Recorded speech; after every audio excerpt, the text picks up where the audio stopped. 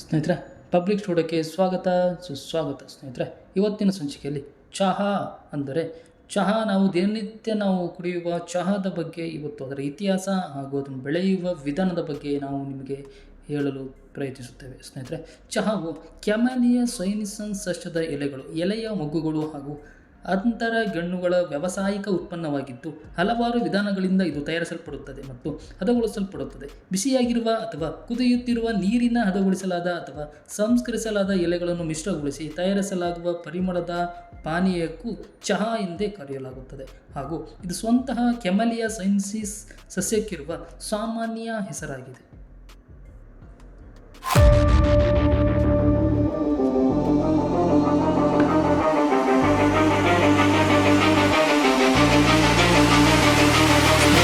ನೀರಿನ ನಂತರ ಚಹಾವು ವಿಶ್ವದಲ್ಲೇ ಅತ್ಯಂತ ವ್ಯಾಪಕವಾಗಿ ಬಳಸಲಾಗುತ್ತಿರುವ ಪಾನೀಯವಾಗಿದೆ. ಇದು ಒಂದು ರೀತಿಯ ತಂಪುದಾಯಕ ಹಾಗೂ ಕೊಂಚಕವೇ ಕಹಿಯಾದ ಒಗರು ಪರಿಣಾಮಗಳನ್ನು ಹೊಂದಿದೆ. ಅನೇಕರು ಇದರ ಆನಂದವನ್ನು ಪಡೆಯುತ್ತಾರೆ. ಕಪ್ಪು ಚಹಾ, ಉಲಾಂಗ್ ಚಹಾ, ಹಸಿರು ಚಹಾ ಮತ್ತು ಚಳಿ ಚಹಾ ಇವು ಮಾರುಕಟ್ಟೆಯಲ್ಲಿ ಅತ್ಯಂತ ಸಾಮಾನ್ಯವಾಗಿ ಕಂಡುಬರುವ ಚಹಾದ 4 ವಿಧಗಳಾಗಿವೆ. ಅವೆಲ್ಲವನ್ನು ಒಂದೇ ಪೊದೆಯ ಸಸ್ಯದಿಂದ ತಯಾರಿಸಬಹುದಾಗಿದ್ದರೂ ಅವುಗಳ ಸಂಸ್ಕರಣೆಯು ಅಥವಾ ಹದಗೊಳಿಸುವ ವಿಧಾನವು ಬೇರೆ ಬೇರೆಯಾಗಿರುತ್ತದೆ. ಬಿಳಿ ಚಹಾಕ್ಕೆ ಸಂಬಂಧಿಸಿದಂತೆ ಹೇಳುವುದಾದರೆ, ಅದನ್ನು ವಿಭಿನ್ನವಾದ ರೀತಿಯಲ್ಲಿ ಬೆಳೆಯಲಾಗುತ್ತದೆ.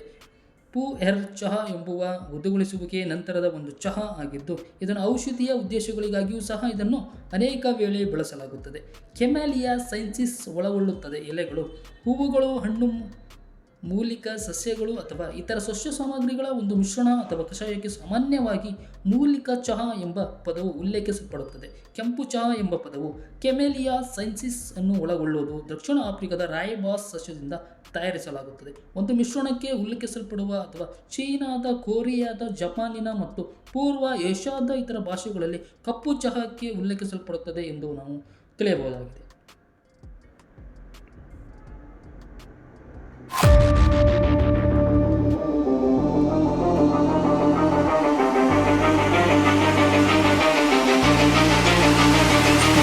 ಇದರ ಸಂಸ್ಕರಣೆ ಮತ್ತು ಇದರ ವರ್ಗೀಕರಣವನ್ನು ಹೇಳುವುದಾದರೆ, ಬಗೆ ಅಥವಾ ಮಾದರಿಯು ಅದು ಒಳಗಾಗುವ ಸಂಸ್ಕರಣೆಯಿಂದ ನಿರ್ಧರಿಸಲ್ಪಡುತ್ತದೆ. ಕ್ಯಾಮೆಲಿಯಾ ಸೈನಿನ್ಸಿಸ್ನ ಎಲೆಗಳು ಕೊಯ್ದ ನಂತರ ತಕ್ಷಣವೇ ಒಣಗಿಸಲ್ಪಡುತ್ತವೆ. ಅವು ಬೇಗನೆ ಬಾಡಲು ಮತ್ತು ಉತ್ಕರ್ಷಗೊಳ್ಳಲು ಪ್ರಾರಂಭಿಸುತ್ತವೆ. ಎಲೆಗಳ ಸಸ್ಯಹರಿತು ನಾಶವಾಗುವುದರಿಂದ ಮತ್ತು ಟ್ಯಾನಿನ್ಗಳು ಬಿಡುಗಡೆಯಾಗುವುದರಿಂದ ಅವು ಕ್ರಮೇಣವಾಗಿ ಕಪ್ಪು ಛಾಯೆಗೆ ತಿರುಗುತ್ತದೆ.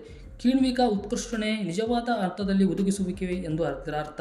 ಇದನ್ನು ಚಹಾ ಉದ್ಯಮದಲ್ಲಿ ಒದಗಿಸುವಿಕೆ ಎಂದು ಕರೆಯಲಾಗುತ್ತದೆ. ಇದು ಸೂಕ್ಷ್ಮ ಜೀವಿಗಳಿಂದ ಉಂಟಾಗುವುದಿಲ್ಲವಾದ್ದರಿಂದ ಇದೊಂದು ಆಮ್ಲಜನಕ ರಹಿತ ಪ್ರಕ್ರಿಯೆಯಲ್ಲ. ಪೂರ್ವ ನಿರ್ಧಾರಿತ ಹಂತವೊಂದರಲ್ಲಿ ಅದನ್ನು ಬಿಸಿ ಮಾಡುವ ಮೂಲಕ ಉತ್ಕರ್ಷಣವನ್ನು ನಿಲ್ಲಿಸುವುದು ಸಂಸ್ಕರಣೆಯಲ್ಲಿನ ಮುಂದಿನ ಕ್ರಮ ಎನಿಸಿಕೊಳ್ಳುತ್ತದೆ. ಹೀಗೆ ಮಾಡುವುದರಿಂದ ಉತ್ಕರ್ಷಣಕ್ಕೆ ಕಾರಣವಾಗುವ ಕಿಣ್ವಗಳನ್ನು ನಿಷ್ಕ್ರಿಯಗೊಳಿಸಲಾಗುತ್ತದೆ. ಕಪ್ಪು ಚಹಾಕ್ಕೆ ಸಂಬಂಧಿಸಿದಂತೆ ಹೇಳುವುದಾದರೆ, ಈ ಹಂತವನ್ನು ಒಣಗಿಸುವ ಪ್ರಕ್ರಿಯೆಯೊಂದಿಗೆ ಏಕಕಾಲಿಕವಾಗಿ ನಡೆಸಲಾಗುತ್ತದೆ. ಚಹಾದ ತಯಾರಿಕೆ ಹಾಗೂ ಪೆಟ್ಟಿಗೆಗೆ ತುಂಬುವ ಹಂತಗಳಲ್ಲಿ ತೇವ ಮತ್ತು ತಾಪವನ್ನು ಅತ್ಯಂತ ಎಚ್ಚರಿಕೆಯಿಂದ ನಿಯಂತ್ರಿಸಲ್ಪಡುತ್ತದೆ. ಚಹಾದಲ್ಲಿ ಶಿಲೀಂಧ್ರಗಳು ಬೆಳೆಯುತ್ತವೆ. ಶಿಲೀಂಧ್ರವು ನಿಜವಾದ ಅರ್ಥದಲ್ಲಿ ಒದಗಿಸುವಿಕೆಯನ್ನು ಉಂಟುಮಾಡುವುದರಿಂದ ಅದು ಚಹಾದಲ್ಲಿ ವಿಷಕಾರಿ ಮತ್ತು ಕೆಲವೊಮ್ಮೆ ಕ್ಯಾನ್ಸರ್ ಜನಕ ವಸ್ತುಗಳನ್ನು ಸೇರುವಲ್ಲಿ ಕಾರಣವಾಗಿವೆ. ಚಹಾವನ್ನು ಮಲಿನಗೊಳಿಸುತ್ತದೆ ಅಷ್ಟೇ ಅಲ್ಲ, ಅದರ ಪರಿಣಾಮಗಳನ್ನು ಹಾಳು ಮಾಡುವಿಕೆ ಚಹಾವನ್ನು ಸೇವನೆಗೆ ಯೋಗ್ಯವಲ್ಲದಾಗಿತ್ತು ಮಾರ್ಪಡಿಸಲ್ಪಡುತ್ತದೆ. ಚಹಾವು ತಯಾರಾಗಿರುವ ಮತ್ತು ಸಂಸ್ಕರಣೆಗೆ ಒಳಗಾಗಿರುವುದರಿಂದ ವಿಧಾನಗಳ ಆಧಾರದ ಮೇಲೆ ಅದನ್ನು ಸಾಂಪ್ರದಾಯಿಕವಾಗಿ ವರ್ಗೀಕರಿಸಲಾಗಿದೆ. ಅಂದರೆ ಬಿಳಿ ಚಹಾ, ಹಳದಿ ಚಹಾ, ಹಸಿರು ಚಹಾ, ಉಲಾಂಗ್ ಚಹಾ ಮತ್ತು ಕಪ್ಪು ಚಹಾ ಮತ್ತು ಒದಗಿಸುವಿಕೆಯ ನಂತರ ಚಹಾ ಎಂದು ಸಹ ಹಲವಾರು ರೀತಿಯಲ್ಲಿ ಇದನ್ನು ವರ್ಗವನ್ನು ಮಾಡಲಾಗಿದೆ.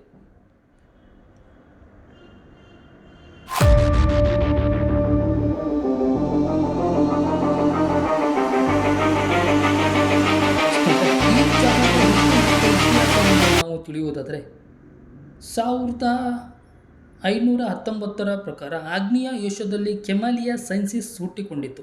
ಇನ್ನು ನಿರ್ದಿಷ್ಟವಾಗಿ ಹೇಳಬೇಕೆಂದರೆ, ಸರಿಸುಮಾರು ಅಕ್ಷಾಂಶ 29 ನಾರ್ತ್ ಮತ್ತು ರೇಖಾಂಶ 98% ಇವುಗಳ ಅಡ್ಡ ಆಯ್ಕೆಯ ಛೇದಿಕೆ ಬಿಂದುವಿನಲ್ಲಿ ಈಶಾನ್ಯ ಭಾರತದ ಉತ್ತರ ಬರ್ಮಾ, ನೈಋತ್ಯ ಚೀನಾ ಮತ್ತು ಟಿಬೆಟ್ನ ಭೂಭಾಗಗಳಲ್ಲಿ ಸಂಗಮ ಸ್ಥಾನವಾದ ಬಿಂದುವಿನಲ್ಲಿ ಇದು ಮೈದಳೆಯಿತು, ಅಂದರೆ ಬೆಳೆಯಿತು.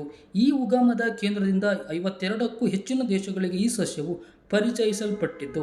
ಅಸ್ಸಾಂ ಮತ್ತು ಚಹಾ ಪ್ರಭೇದಗಳು ಮತ್ತು ಚೀನಾದ ಚಹಾ ಪ್ರಭೇದಗಳ ನಡುವಿನ ರೂಪವಿಜ್ಞಾನದ ವ್ಯತ್ಯಾಸಗಳ ಆಧಾರದ ಮೇಲೆ ಚಹಾವು ಎರಡು ಬಗೆಯ ಸಸ್ಯಶಾಸ್ತ್ರೀಯ ಮೂಲವನ್ನು ಹೊಂದಿದೆ ಎಂದು ಸಸ್ಯಶಾಸ್ತ್ರವು ಬಹಳ ಹಿಂದೆಯೇ ಪ್ರತಿಪಾದಿಸಿತ್ತು. ಆದಾಗ್ಯೂ ಅಂಕಿ-ಅಂಶ ಸ್ವರೂಪದಲ್ಲಿ ಗುಚ್ಛದ ವಿಶ್ಲೇಷಣೆ ಒಂದೇ ರೀತಿಯಲ್ಲಿರುವ ವರ್ಣತಂತುವಿನ ಸಂಖ್ಯೆ ಸುಲಭ ಸಾಧ್ಯ ಎಂದು ಸಂಕೀರ್ಣಗೊಳ್ಳಿತು ಮತ್ತು ಮಧ್ಯವರ್ತಿ ಮಿಶ್ರಣಗಳಲ್ಲಿ ಹಾಗೂ ಅಸಂಕಲ್ಪಿತ ಬಹುಗಣಿತ ವೈವಿಧ್ಯತೆಯ ಬಗೆಗಳು ಇವೆಲ್ಲವೂ ಕ್ಯಾಮಲಿಯಾ ಸೈನ್ಸಸ್ ಉಗಮವಾದ ಒಂದು ಏಕತಾಣವಿರುವುದನ್ನು ಪ್ರಮಾಣಿಸಲಾಗುತ್ತದೆ. ಬರ್ಮಾದ ಸಿಚುವಾನ್ ಪ್ರಾಂತ್ಯಗಳು ಈ ಪ್ರದೇಶದಲ್ಲಿ ವ್ಯಾಪ್ತಿಯಲ್ಲಿ ಬರುತ್ತವೆ. ಈ ಸಿದ್ಧಾಂತದ ಪ್ರಕಾರ ಆಗ್ನೇಯ ಏಷ್ಯಾದಲ್ಲಿ ಚಹಾ ಸಸ್ಯಗಳು 19ನೇ ಶತಮಾನ ಮತ್ತು 20ನೇ ಶತಮಾನದ ಸಂಕೀರ್ಣದ ಪ್ರಯೋಗಗಳಿಂದ ಹೊರಬಂದ ಉತ್ಪನ್ನಗಳಾಗಿವೆ ಎಂದು ಹಲವಾರು ರೀತಿಯಲ್ಲಿ ಉಲ್ಲೇಖನವನ್ನು ಮಾಡಲಾಗಿದೆ. ಸ್ನೇಹಿತರೆ, ಚಹಾದ ಜನ್ಮಸ್ಥಳ ಎಂದು ಗುರುತಿಸಲ್ಪಡುವ ಯುನಾನ್ ಪ್ರಾಂತ್ಯವೂ ಆಗಿದೆ. ಇದು ಚಹಾದ ಎಲೆಗಳನ್ನು ತಿನ್ನುವುದರಿಂದ ಅಥವಾ ಒಂದು ಬಟ್ಟಲಿನಷ್ಟು ಕುದಿಸಿದ ಚಹಾವನ್ನು ಕುಡಿಯುವುದರಿಂದ ಆಹ್ಲಾದಕ್ಕಿಂತ ಉಂಟಾಗಬಲ್ಲದು ಎಂಬುದನ್ನು ಮಾನವರ ಗ್ರಹಿಸಿದ ಮೊಟ್ಟಮೊದಲ ಪ್ರದೇಶವಾಗಿದೆ. ಚೀನಾದಲ್ಲಿನ ಯುನಾನ್ ಪ್ರಾಂತ್ಯದ ಆಡಳಿತ ಪ್ರಾಂತವಾದ ಲಿಂಖಾಂಗ್ ನಗರದಲ್ಲಿ ಫೆಂಗ್ವಿನ್ ಆಡಳಿತ ವಿಭಾಗವು ಸುಮಾರು 3.2 ಸಾವಿರ ವರ್ಷಗಳಷ್ಟೇ ಹಳೆಯದಾದ ವಿಶ್ವದ ಅತ್ಯಂತ ಹಳೆಯ ಬೇಳಿಸಿಗೆ ಚಹಾ ಮರಕ್ಕೆ ನೆಲೆಯಾಗಿತ್ತು ಎಂದು ಹೇಳಲಾಗಿದೆ.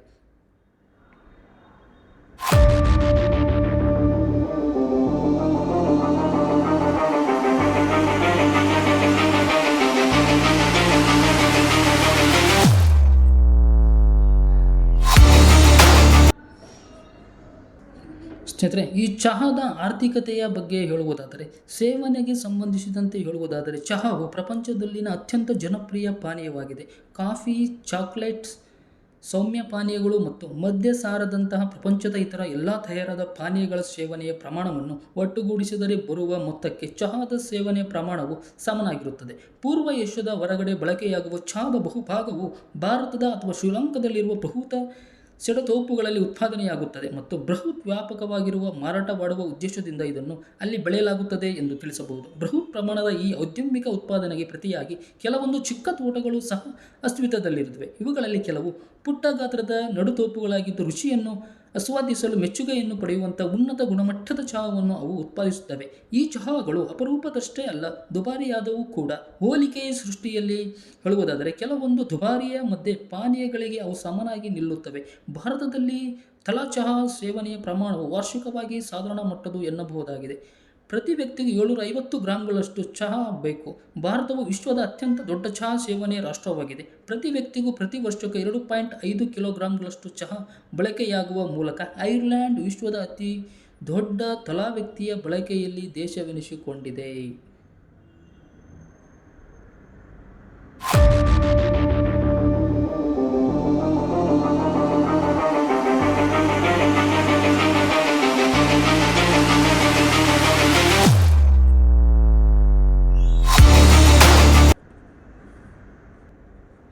ಸ್ನೇಹಿತರೆ, ಈ ಚಹಾವನ್ನು ಬೆಳೆಯುವ ಪ್ರಮುಖ ದೇಶಗಳೆಂದರೆ Bharat, China, Kenya, Sri Lanka, Turkey, Vietnam, Indonesia, Japan, Argentina, Iran, ಮಾಲವಿ, Uganda ಮತ್ತು ಇತರ ದೇಶಗಳಲ್ಲಿ ಇದನ್ನು ಬೆಳೆಯುತ್ತಾರೆ ಎಂದು ಹೇಳಬಹುದು. ಸ್ನೇಹಿತರೆ, ಇವತ್ತಿನ ಸಂಚಿಕೆಯಲ್ಲಿ ಚಹಾದ ಬಗ್ಗೆ ಒಂದಿಷ್ಟು ಮಾಹಿತಿಯನ್ನು ಹೇಳಲು ನಾವು ಪ್ರಯತ್ನಿಸಿದ್ದೇವೆ. ಧನ್ಯವಾದಗಳು ಸ್ನೇಹಿತರೆ.